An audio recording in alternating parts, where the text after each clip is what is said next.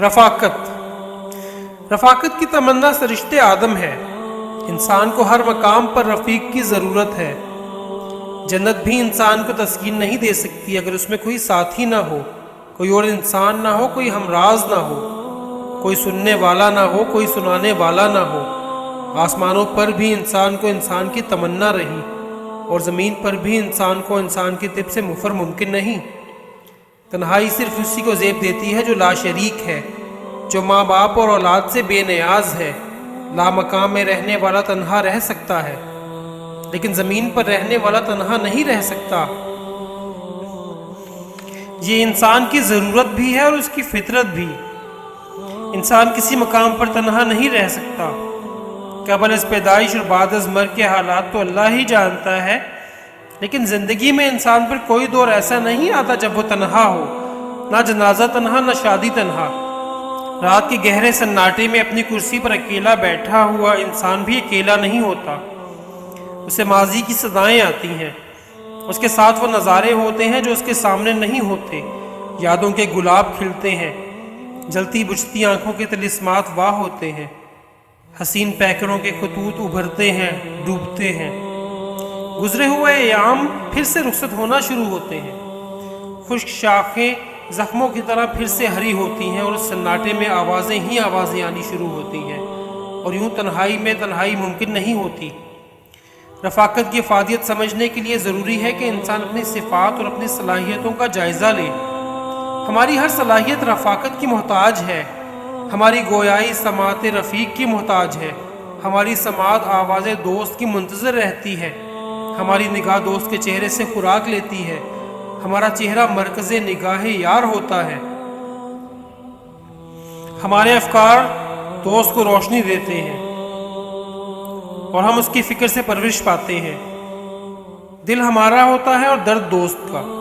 ہماری خوشیاں شرکت حبیب سے دوبالا ہو جاتی ہیں، اور ہمارے غمگسار کے تقرب سے کم ہوتے ہیں۔ ہمارا سفر ہمارے ہم سفر کی معید سے بامانی و پر رونق ہوتا ہے۔ ہمارا قیام اسی چراغ سے منور ہوتا ہے۔ دوست کی توجہ اور اس کا تعاون ہمیں عروج کی منازل سے آشنا کراتا ہے۔ ہمارے منصوبے ہماری زندگی میں اور ہماری زندگی کے بعد بھی ہمارے دوست کی نگرانی سے پروان چڑھتے ہیں۔ دوست سے گفتگو حکمت و دانائی کے رموز آشکار کرتی ہے۔ ہمارے ظاہر و باطن کا نکھار جمال ہم نشیں سے متاثر ہوتا ہے۔ ہماری عبادت بھی رفاقت سے سعادت حاصل کرتی ہے۔ ہماری تمام دعائیں اجتماعی ہیں، اور اجتماع کی بنیاد رفاقتوں کے فیض سے قائم ہے۔ وہ انسان جس نے رفیق سے وفا نہ کی، کسی سے وفا نہیں کر سکتا، نہ دین سے، نہ خدا سے، نہ خود اپنے آپ سے۔ عظیم انسان اپنے حبیب پر غیر متزلزل اعتماد کے سہارے عظیم ہوتے ہیں۔ انتخاب رفیق سے پہلے تحقیق کر لینا جائز ہے، لیکن کسی کو دوست کہہ لینے کے بعد اسے کسی آزمائش سے گزارنا بددیانتی ہے۔ دوست کے ساتھ صرف ایک ہی سلوک روا ہے، اور وہ وفا ہے۔ وفا کرنے والے کسی کی بے وفائی کا گلہ نہیں کرتے۔ اپنی وفا کا تذکرہ بھی وفا کے باب میں ابتدائے جفا ہے۔ رفاقت قائم رکھنے کے لیے انسان کو نہ ختم ہونے والا حوصلہ ملا ہے۔ رفاقتیں گردش حالات سے متاثر نہیں ہوتی۔ رفاقت صحبتوں کی گھاٹیوں سے گنگناتی ہوئی گزرتی ہے۔ کائنات کی ہر شے میں ہمہ وقت تغیر ہے، لیکن رفاقت کے خمیر و ضمیر میں استقامت کا جوہر ہے۔ رفاقتوں کا مفرور زندگی سے فرار کرتا ہے۔ جس کو زندگی میں کوئی سچا اور سچا دوست نہ ملا ہو، اس جھوٹے انسان نے اپنی بدبختی کے بارے میں اور کیا کہنا ہے۔ انسانوں کا جہان رفاقتوں کا جہان ہے۔ یہ وفاؤں کی داستان ہے، رشتوں کی تقدیس ہے، سماجی اور دینی رابطوں کی تفسیر ہے۔ خوش نصیب ہے وہ انسان جس کا ہم سفر اس کا ہم خیال ہو۔ خدا سے لو لگانے والے مخلوق خدا سے الگ بیٹھ کر عبادات کے درجات حاصل کرنے کے بعد مخلوق کے خدا کے پاس واپس لوٹا دیے جاتے ہیں، تاکہ مخلوق خدا کی رہنمائی کریں۔ تنہائیوں سے واپسی ہی رفاقت کی اہمیت کا ثبوت ہے۔ پیغمبروں نے پسندیدہ رفاقتوں کی دعائیں فرمائیں۔ کوئی عابد عبادت کی غرض سے جنگل میں تنہا بیٹھ جائے تو بھی تنہا نہ رہ سکے گا۔ کچھ ہی عرصہ بعد اس کے گرد انسانوں کا ہجوم اکٹھا ہو جائے گا۔ آستانہ بنے گا، عبادت گاہ بنے گی، لنگر خانے کھل جائیں گے، اور طالبان حق و صداقت اس ویرانے میں بستی آباد کریں گے۔ پیدا ہونے والا بچہ جب آنکھ کھولتا ہے تو سب سے پہلے اسے جو شے نظر آتی ہے وہ انسانی چہرہ ہے، شفیق چہرہ، نورانی چہرہ، محبت و مسرت سے سرشار ممتا کا مقدس چہرہ۔ اس کے بعد ساری زندگی چہروں کی رفاقت کا سفر ہے۔ ایک انسان کا تقرب ہی انسانیت کا تقرب ہے۔ نیکی، بدی، گناہ، ثواب سب انسانوں سے وابستہ ہے۔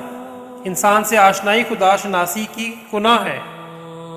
رفاقت کا سرمایہ ہر سرمایہ سے افضل ہے۔ انسان کی خاطر جان پر کھیل جاتا ہے۔ بادشاہ تخت چھوڑ دیتے ہیں، دوست کو نہیں چھوڑتے۔ رفاقتوں کے فیض اعتماد کے دم سے ہیں۔ بد اعتماد انسان نہ کسی کا رفیق ہوتا ہے نہ اس کا کوئی حبیب ہوتا ہے۔ بد اعتمادی کی سب سے بڑی سزا یہ ہے کہ انسان کو کوئی ایسا انسان نظر نہیں آتا جس کے تقرب کی وہ خواہش کرے، اور نہ وہ کسی کو کسی کے تقرب کے اہل سمجھتا ہے۔ تنہائی کی مسافر روحیں اذیت کی منزلیں طے کرتی ہیں۔ رفاقت زندگی ہے، فرقت موت۔ آج کے مشینی دور نے انسان کو انسان سے دور کر دیا ہے۔ رفاقت بشری سے محروم انسان مال اور اشیاء کی محبت میں گرفتار ہے۔ وہ نظریات کا قائل ہے، انسان کا قائل نہیں۔ آج کا انسان انسانوں سے بیزار ہے، وہ خود سے بیزار ہے۔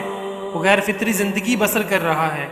اس پر کربناک تنہائی کا عذاب نازل ہو چکا ہے۔ کوئی کسی سے ہمدردی نہیں رکھتا، کوئی کسی کو نہیں پہچانتا، کوئی کسی کا بوجھ اٹھانے کو تیار نہیں۔ آج انسانوں کی بھیڑ میں ہر انسان اکیلا ہے، ایسے ہی جیسے ایک وسیع سمندر میں بے شمار جزیرے، ایک دوسرے کے آس پاس لیکن ایک دوسرے سے ناشناس۔ ناشناسی اور نا آشنائی کی وبا پھیل چکی ہے۔ کوئی کسی کا پرسان حال نہیں ہے۔ دایاں ہاتھ بائیں ہاتھ سے بے خبر ہے، بھائی بھائی سے بیگانہ ہے۔ رشتوں کی تقدیس پامال ہو چکی ہے۔ افسر ماتحت کا خیال نہیں رکھتا، ماتحت افسر کا لحاظ نہیں رکھتا۔ استاد شاگردوں سے، شاگرد استادوں سے نالاں ہے۔ ڈاکٹر مریض کی نبض پر ہاتھ رکھنے سے پہلے اس کی جیب پر ہاتھ رکھتا ہے۔ عجیب بے حسی کا دور ہے، رفاقت ختم ہو رہی ہے۔ ملتیں پائیدار رفاقتوں سے بنتی ہیں۔ رفاقت میسر نہ ہو تو عناصر ملت میں ظہور ترتیب ممکن ہی نہیں۔ اینٹ کا اینٹ سے ربط ختم ہو جائے تو دیوار اپنے بوجھ سے گرنا شروع ہو جاتی ہے۔ ملت کے تخصص کی تلاش دراصل اپنے رفیق کی تلاش کا نام ہے۔ دیار حبیب ہی محبوب ہو سکتا ہے۔ دوست ہی محبت و وفا کا سرچشمہ ہے، اور یہ محبت و وفا ملک و ملت کا سرمایہ ہے۔ جس انسان کا ملک میں کوئی دوست نہیں وہ ملک سے دوستی نہیں کر سکتا۔ ملک کی خاطر قربانیاں دینے والا دراصل اپنی وابستگی کے لیے قربانیاں دیتے ہیں۔ جس کی وابستگی ختم ہو جائے اس کی حب الوطنی مشکوک ہو جاتی ہے۔ کارواں کو غبارے راہ میں چھوڑ کر کسی نامعلوم منزل پر پہنچنے والا رہنما دراصل راہزن ہے۔ رہبر وہی ہے جو قافلے کو شادابی منزل سے آشنا کرے۔ زندگی کا خوبصورت میلہ سنگت کے دم سے ہے۔ سنگت نہ ہو تو اس میلے میں ہر انسان اکیلا ہے۔ یہ میلہ خوش نصیبوں کا میلہ ہے۔ خوش نصیب وہ ہے جو کسی انسان کی تلاش میں گرداں ہے۔ خوش نصیب وہ ہے جو کسی کا منتظر ہے۔ خوش نصیب وہ ہے جو رفیق طریق کے ہمراہ میلے پر نکلا ہے۔ دل میں رفاقت کی روشنی نہ ہو تو چراغوں کے میلے کس کام کے؟ بہرحال ہمارا رفیق ہی ہمارا میلہ ہے۔ وہی ہمیں زندگی اور موت کے جھمیلوں سے نجات دلاتا ہے۔